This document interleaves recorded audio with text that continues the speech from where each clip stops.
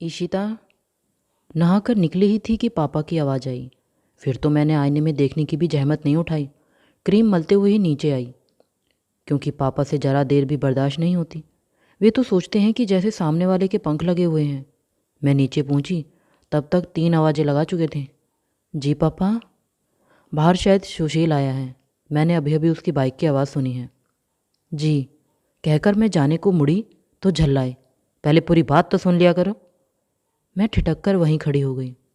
देखो, उसे ज़रा जल्दी रवाना कर दो, we have no time to waste today. और सुनो, एक बार फिर उन्होंने मुझे अधबीच में ही रोक लिया। उसे कुछ भी बताने की ज़रूरत नहीं है। कुछ भी मतलब? यही कि हम कहाँ जा रहे हैं, क्यों जा रहे हैं। बस इतना बता दो कि फ़्लाइट पकड़नी है, बस। इतना भी बताने की क्या ज़रूरत है, मैं मन ही मन भुनभुनाई। पापा के सामने मुंह खोलने का सवाल ही नहीं था। बाहर आकर देखा, सुशील दा का कहीं अता पता नहीं था। बगीचे में हरी पानी दे रहा था। उसी से पूछा, सुशील दा आए थे क्या? और नहीं तो, जे दे के गए हैं। उसने लॉन चेयर की ओर इशारा करते हुए ठेठ अंदाज में कहा। अंदर आकर बताना था ने। रुके ही नहीं, बोले जल्दी में हूँ। लॉन चेयर पर एक खूबसूरत बुके रखा हुआ था और साथ में एक कार्ड भी, हैप्पी बर्थडे। मैं दोनों चीज़ें लेकर भीतर आई। पापा ने अखबार से गर्दन उठाकर कहा, चला गया? आज बड़ी जल्दी गया। उन्हें भी 100 काम होते हैं पापा, पर उन 100 कामों के बावजूद मुझे बर्थडे विश करने आए थे। और घर में किसी को, यहाँ तक कि मुझे भी मेरा जन्मदिन याद नहीं रहा। अनचाही मेरा स्वर कुछ तल्ख हो गया था, पर पापा ने ध्यान नहीं दिया। इत्मीनान से बोले, तुम्हारा बर्थडे याद नहीं रहा because we have other important things today. Other important things मतलब मेरी दिल्ली यात्रा। इन दिनों हम लोग एक उत्तेजना से भरे हुए हैं। सबकी आंखें मेरी दिल्ली प्रवास पर टिकी हुई हैं। पिछले 8 दिनों से मैं इसकी रिहर्सल कर रही हूँ। एमसीए की छात्रा हूँ, कॉन्वेंट स्कूल में पढ़ी हुई हूँ, फिर भी अपने उच्चारणों पर फिर से पॉलिश कर रही हूँ। इसके साथ ही अपने etiquettes, table manners, general knowledge, hair style, dress sense सबका बार बार मुआयना कर रही हूँ। निखिल कहता भी है कि आप लोग क्यों इतना टेंशन ले रहे हैं। अमेरिका वाले अंग्रेज़ों की तरह रिजिड नहीं होते, बहुत लिबरल होते हैं। पर पापा के कोर्ट में कोई अपील नहीं चलती, उनका निर्णय अंतिम होता है। वे कोई रिस्क नहीं लेना चाहते, डरते हैं कि जरा सी भी गलती हुई तो 7 समंदर पार वाला राजकुमार हाथ से निकल जाएगा, सारी मेहनत अखारत हो जाएगी। दिल्ली जाने का सारा रोमांच और उत्साह वहाँ पहुँचते ही ठंडा पड़ गया। पता चला कि श्रीमान 15 दिन की छुट्टी में आए हैं और इन 15 दिनों में कम से कम 20 लड़कियाँ देखने का प्रोग्राम है। रिजल्ट बाद में पता चलेगा। यह भी बताया गया कि यूँ तो प्रस्ताव 50 से ऊपर थे, पर छानबीन करने के बाद संख्या 20 पर आकर ठहर गई। उन 20 भाग्यशालियों में हमारा भी नाम था। लौटते समय मन बेहद उदास और थका हुआ था। जाते समय मैं जितना चहक रही थी, लौटते समय उतनी ही चुप थी। पापा ने 1-2 बार मेरा मन टटोलने की कोशिश की, पर मेरी बेरुखी देखकर चुप हो गई। वैसे भी हवाई जहाज़ में चटर बटर बातें करने का रिवाज नहीं है। अपनी सीट पर सिर टिकाए मैं आंख बंद करके बैठी रही। कितनी कोशिश की, पर संभाव्य वर महोदय का चेहरा आंखों के सामने नहीं आ पा रहा था। वैसे उस चेहरे में कुछ खास था भी नहीं। जो भी ग्लैमर था वह विदेश यात्रा का था, बाकी तो एकदम साधारण सी शक्ल सूरत थी। और सच तो यह है कि ठीक से देखने का मौका भी नहीं मिला। हम लोगों को जो आधा घंटा अलॉट हुआ था, उस पर तो उनकी माँ और बहन ने ही कब्जा किया हुआ था। श्रीमान जी तो मुश्किल से 8-10 मिनट हमारे पास बैठे थे। मैंने 8 दिन तक जी तोड़ मेहनत करके अपने को संवारा था, पर सारी मेहनत मिट्टी हो गई। अपना हुनर दिखाने का कोई मौका ही नहीं मिला। पता नहीं क्यों जहन में सुशील दा का चेहरा ही बार बार उभर रहा था। सुशील दा बड़े भैया के मित्र बनकर इस घर में आए थे, पर कब मेरी ज़िंदगी में दाखिल हो गए पता ही नहीं चला। मेरी पढ़ाई, मेरे शौक़, मेरी बेवकूफ़ियाँ, मेरा गुस्सा सब वे ही झेलते रहे। बड़े भैया के इतने दोस्त थे, पर किसी से मेरी इतनी आत्मीयता नहीं थी। मेरा हर किसी से हंसना बोलना उन्हें पसंद भी नहीं था। पर सुशील दा के लिए कोई रोक नहीं थी। वे इस घर में सम्मान्य अतिथि थे। भैया तो खैर उनके कायल थे ही, पर पापा ने भी मम्मी से कह रखा था, बड़ा होनहार लड़का है, इसे हाथ से नहीं जाने देना है। इंजीनियरिंग के आखिरी साल में ही भैया ने यूएसए जाने की तैयारी शुरू कर दी थी। पापा ने तो सारी प्लानिंग पहले से कर रखी थी। वे लोग सुशील दास से भी आग्रह कर रहे थे, पर वह अपना मन नहीं बना पा रहे थे। उनका पूरा ही करियर इतना अच्छा था कि कई तरह की छात्रवृत्तियां उन्हें मिल रही थी, पर उन्हें डर लग रहा था कि कहीं वे घर पर बोझ न बन जाए। इस ऊहापोह में काफ़ी दिन निकल गए और भैया करीब महीने भर पहले वहाँ चले गए। एक बात अच्छी रही कि दोनों का दाखला एक ही यूनिवर्सिटी में हो गया था। बड़े भैया के जाने के बाद घर सूना हो गया था। सुशील दा के जाने के बाद तो शायद मेरा जीवन ही सूना हो जाता। 2 या 3 साल जो भी थे मुझ पर भारी पड़ने वाले थे। भैया के जाने से पहले पापा ने एक शानदार पार्टी दी थी। भैया ने चाहा था कि इस पार्टी में हमारी सगाई की उद्घोषणा हो जाए, पर वह संभव न हो सका। इस रिश्ते पर अभी बुजुर्गों की मोहर लगनी बाकी थी। मम्मी ने कई बार कहा होगा, हम लोग लड़की वाले हैं, एक बार हमें चलकर बात कर लेनी चाहिए, पर पापा कभी राजी नहीं हुए। अपने उच्च पदस्थ होने का दम उन्हें एक साधारण से व्यक्ति के घर जाने से रोकता था। वे कहते थे सब दकियानुसी बातें हैं, आजकल लड़का लड़की सब बराबर हैं। वैसे हम दोनों के बीच अब तक इस तरह की कोई बात नहीं हुई थी। उनसे परिचय हुआ था तब मैं मात्र 15 वर्ष की थी। तब वे मुझे एक बच्ची की तरह ट्रीट करते थे और उनका व्यवहार अब भी वैसा ही बना हुआ था। पर उम्र के साथ मेरा मन भी परिपक्व होता गया था और अब वे केवल भैया के मित्र नहीं थे, मेरे बहुत अपने कोई थे। जिस तरह सुशील दा इस घर के प्रिय पाहुन थे, मैं भी उनके घर भर की चहेती थी। मैं उनके मन की था तो नहीं ले पाई थी, पर जैसा लाड़ दुलार उस घर में मिलता था उससे लगता था उन लोगों ने मुझे स्वीकार कर लिया है। उनकी माँ तो मुझ पर जान छिड़कती थी। मन में एक क्षीण आशा थी कि शायद जाने से पहले वे अपने दिल की बात मेरे सामने रख दें, पर वैसा मौका ही नहीं आया। उनके जाने में कुल जमा 8 दिन रह गए थे कि एक हादसा हो गया। उनके पिताजी एकाएक हृदयाघात से चल बसे। खबर सुनते ही हम लोग जैसे हतप्रभ हो गए थे, पर उन लोगों पर तो जैसे वज्रपात ही हो गया था। सुशील दा की 3 बहनें थीं, तीनों विवाहित थीं। एक की शादी तो अभी अभी हुई थी। सुशील दा का कार्यक्रम तय होते ही आनन फानन में उसकी भी तारीख तय कर दी गई थी। वह तो अभी हनीमून से लौटे भी नहीं थे कि यह दुर्घटना हो गई। वह तो दुख से एकदम पागल ही हो गई थी। सारे कार्यक्रम निपट जाने के बाद दोनों बहनें तो 15-20 दिन में लौट गई, पर वह 2 महीने यहीं बनी रही। साय की तरह माँ के साथ बनी रही, एक बच्चे की तरह उनका ध्यान रखती। पर नई ब्याहुली को वे लोग भी आखिर कितने दिन तक रोक पाते। एक न एक दिन तो ससुराल भेजना ही था। उसके बाद मैंने कमान संभाल ली। जब भी समय मिलता चली जाती। माँ जी को अपने हाथों से खिलाती, दवा पिलाती, कई बार तो सुलाती भी। मैं चली जाती तो सुशीलदा को बाहर जाने का हौसला हो जाता, नहीं तो माँ को अकेले छोड़कर जाने की तो वे कल्पना भी नहीं कर सकते थे। उनका मकसरापन एकदम गायब हो गया था। वे बेहद गुमसुम हो गए थे। जब इसी तरह 4 महीने खिंच गए तो पापा बेचैन हो उठे। ये सुशील कर क्या रहा है? पूरी टर्म निकली जा रही है, ये कब ज्वाइन करेगा? आखिर उनसे रहा नहीं गया।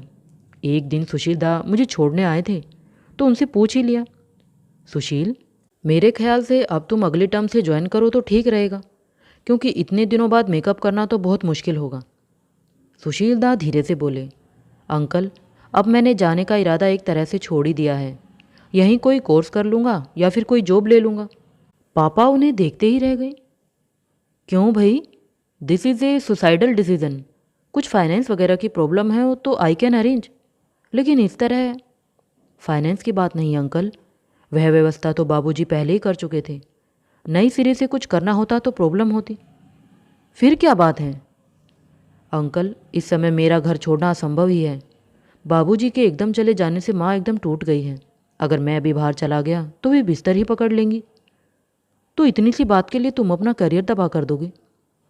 मैं तो हैरान रह गई। पापा ये कैसी बात कर रहे हैं? सुशीलदा का चेहरा भी तमतमा गया।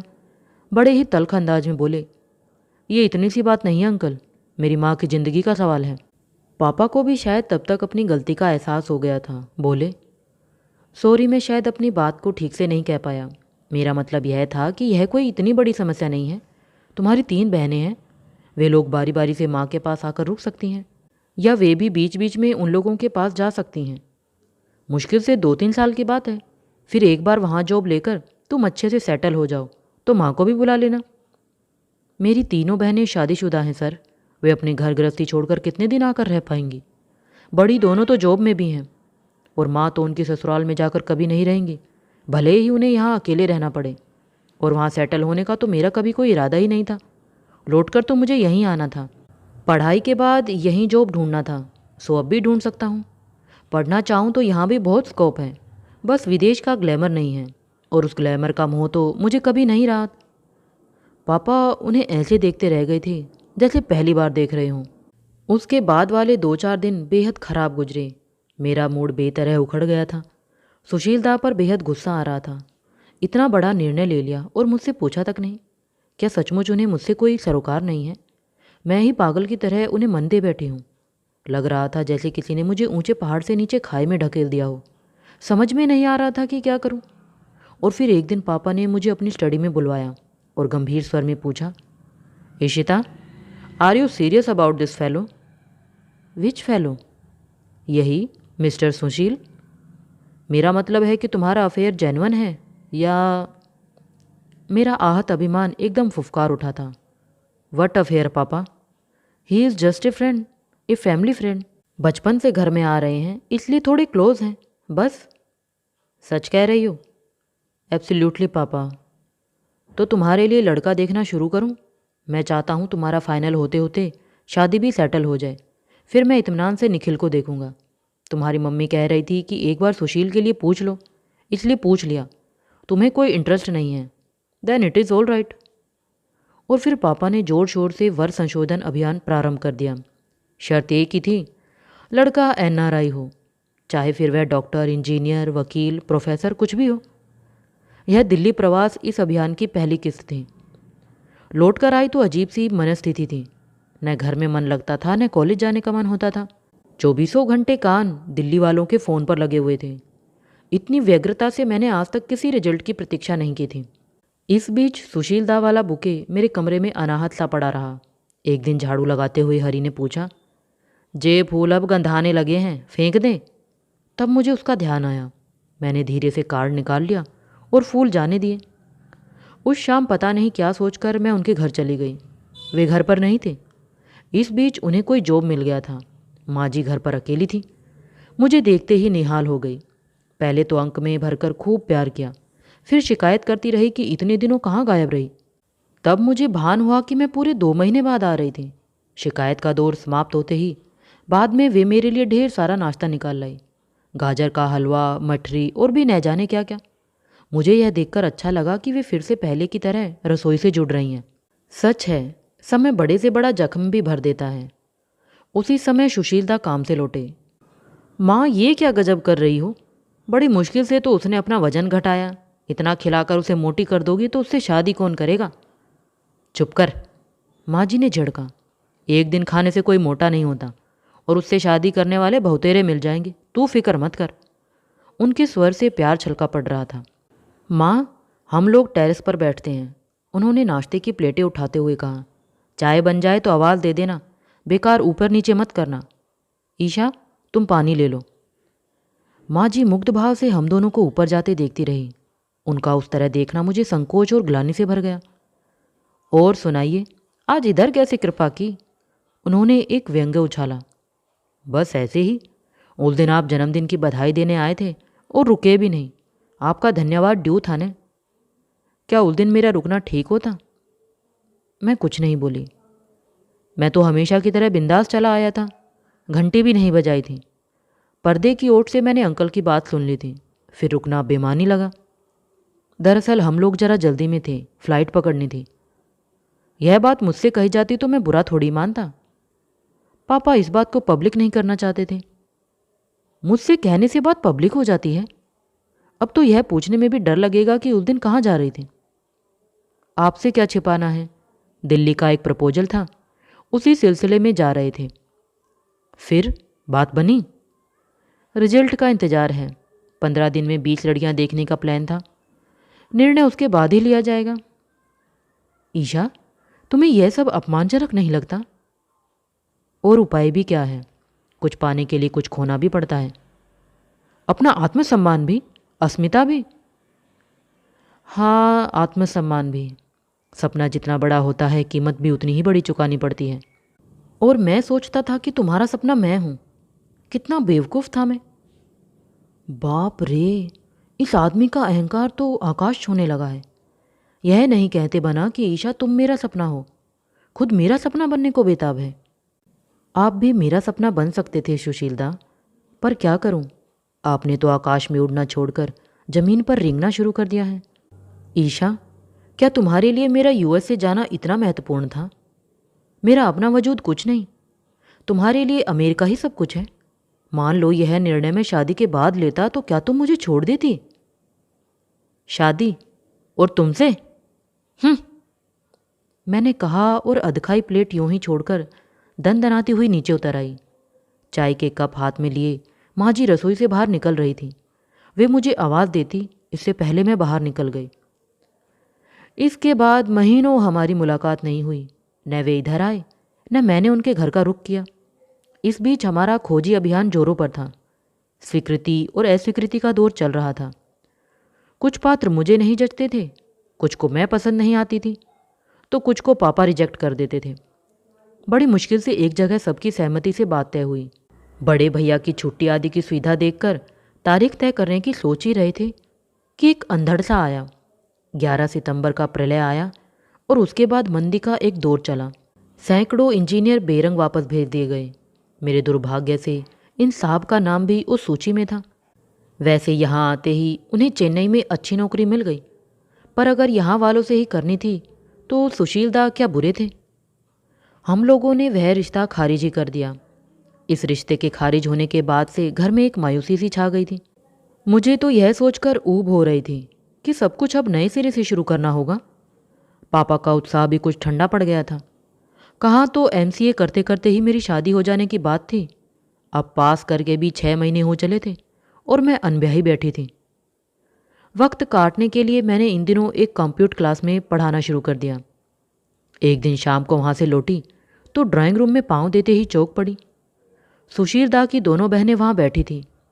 मेरी विस्मित मुद्रा देखकर पापा ने बताया, शुभा विभा सुशील की शादी का निमंत्रण देने आई हैं। अरे वाह, कब है, कहाँ है? मैंने अपने आप को यथाशक्ति सहज रखते हुए कहा। जयपुर में, इसी 16 को, शुभा दी ने बताया। रिसेप्शन में तो खैर सभी को आना है, पर तुम्हें और निखिल को बारात में भी चलना होगा, विभा दी ने जताया। लड़की? मेरा मतलब हमारी नई भाभी क्या करती हैं? कुछ नहीं, एमए किया हुआ है। उसे घरेलू लड़की ही चाहिए थी। कहता है बुढ़ापे में माँ को आराम देना चाहता हूँ। करियर माइंडेड लड़कियाँ घर की ओर ध्यान नहीं दे पाती हैं। उन लोगों को गेट तक छोड़कर मैं भीतर आई तो मम्मी बड़बड़ा रही थी, इतना अच्छा लड़का था, सिर्फ आप लोगों की जिद के कारण हाथ से निकल गया। पहली फुर्सत में मैंने उनका मोबाइल मिलाया। सुशील दा, आपने तो हमें शॉक ट्रीटमेंट दे दिया। No doubt it was pleasant, but it was a surprise. तुमने क्या सोचा था, मैं देवदास बन जाऊंगा? अरे क्या बात कर रहे हैं, वही तो। देखो, तुमने अपना सपना सहेजा, मैंने अपना। तुम अपने माँ बाप का दिल नहीं तोड़ सकी, मैं भी अपनी माँ को दुखी नहीं कर सकता। हिसाब बराबर हो गया। अब किसी को किसी से शिकायत क्यों हो? Let us part as friends. और उपाय ही क्या था?